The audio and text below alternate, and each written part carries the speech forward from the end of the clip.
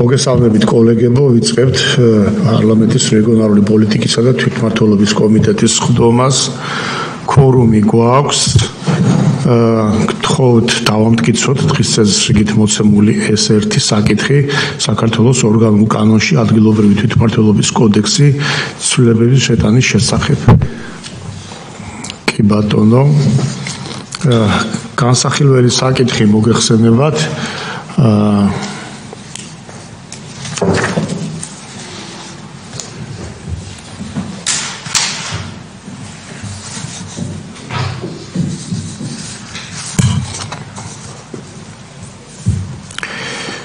განსახილველი საკითხი არის, რომ 2020 წლის არჩევნებში არჩეული მუნიციპალიტეტის საკრებულოს უფლებამოსილების ცნობამდე ერთი პოლიტიკური პარტიის წარდგენით არჩეულ მუნიციპალიტეტის საკრებულოს წევრს შეუძლია საქართველოს ორგანული კანონით ადგილობრივი თვითმმართველობის კოდექსი ფრაქციის შექმნისთვის დადგენილი მოთხოვნების შესაბამისად შექმნა სხვა ფრაქცია. თუ იგი პოლიტიკური პარტიის მიერ წარდგენილი იყო, როგორც მუნიციპალიტეტის საკრებულოს წევრის უპარტიო კანდიდატი, ან თუ იგი დატოვებს შესაბამის პოლიტიკური პარტიის წევრობას და გაწევრდება სხვა პარტიაში. ანუ შინაარსი გახლავთ ის, რომ საკრებულოში რო აირჩა ადამიანი, თუ ის პოლიტიკური პარტიის სიით იქნა არჩეული და არ იყო ამ პოლიტიკური პარტიის წევრი, უბრალოდ სიით იქნა არჩეული, მას იმ შემთხვევაში თუ დატოვებს, ასე ვთქვათ, დატოვებაც არ ჭირდება პარტიის უპარტიოა, მას შეუძლია სხვასთან შექმნას ფრაქცია. ან თუ პარტიის წევრია, უნდა დატოვოს პარტია და გაწევრდეს სხვა პარტიაში. და ამ შემთხვევაში შეუძლია ფრაქციის შექმნა. ეს მიმართულია იქითკენ, რომ ფრაქციაში პოლიტიკური პლურალიზმის და პარტიული, ასე ვთქვათ, აქტივობის მეტი საშუალება მიეცეს საკრებულოს წევრებს. ეს არის ამ კანონპროექტის შინაარსი. ხო არა გაქვთ რაიმე მოსაზრებები ან წინადადებები?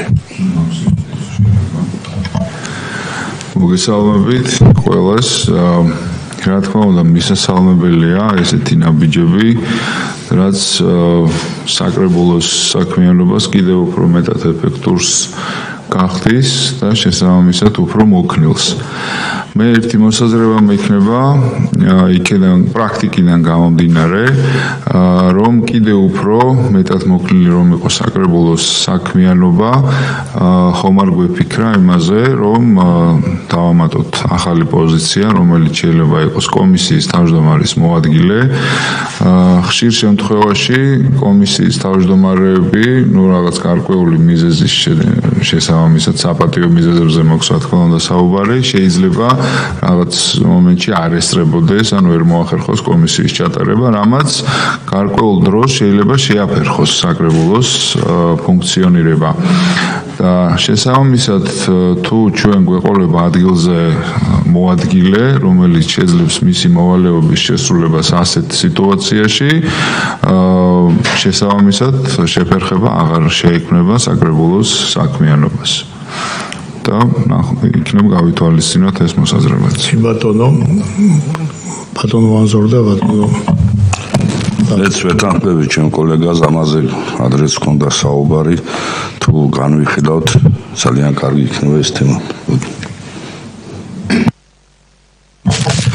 მადლობა ბატონო ირაკლი, მადლობა მინდა გადავუხადო კანონპროექტის ინიციატორებს, ნამდვილად მნიშვნელოვანი ევროპოლიტიკურ პარტიებს, რომლებაც ან არჩევნებში მიერ მიიღეს მონაწილეობა, ან მიიღეს, მაგრამ ვერ მოახერხეს საკრებულოში გასვლა, კონდეთ საშუალება საკუთარი თანამოაზრეების მოძებნის და ფრაქციის საკითხების და რა თქმა უნდა ჩვენი პოლიტიკური ჯგუფი არ მხოლოდ ამ კომიტეტზე, არამედ მათ შორის პლანოს ხდომაზე ამ კანონპროექტს ხარს დაუჭერს და ასევე მინდა ბატონი ზვიადის წინადადებას გამოვეხმაო, რომ თბილისის საკრებულოში გვაქვს ასეთი პრაქტიკა, მეც ერთ-ერთი კომისიის თავმჯდომარის მოადგილე ვიყავი და არაერთხელ მომიცია კომისიის ჩატარება, სწორედ იმიტომ რომ თავმჯდომარე არ იყო ადგილზე და თუ ამასაც ინიციატორები გაითვალისწინებენ, აქაც ჩვენი პოლიტიკური ჯგუფის მხრიდან იქნება სრული მხარდაჭერა. მადლობა. მე ვეთანხმები ამ წინადადებას, რომელიც გულისხმობს, რომ საკრებულოში კომისიის თავმჯდომარის ხავდეს მოადგილე, სწორედ ამ არგუმენტებიდან გამომდინარე. აქედან გამომდინარე, ავსახოთ ჩვენ ეს წინადადება კომიტეტის გადაწყვეტილებაში და თუ არა გაქვთ სხვა მოსაზრება ან სხვა წინადადება აღნიშნულ საკითხთან დაკავშირებით, მაშინ პირველი მოსმენისათვის აღნიშნული ცვლილებები კანონპროექტში შემოთავაზებული დამატების გათვალისწინებით ავსახოთ და გთხოვთ კენჭი უყაროთ, ვინ არის მომხრე. კი ბატონო, გადაწყვეტილება მიღებული არის. ამით კომიტეტმა განსახილველი საკითხი ამოწურა და კომიტეტის ხდომას დახურულად ვაცხადებთ.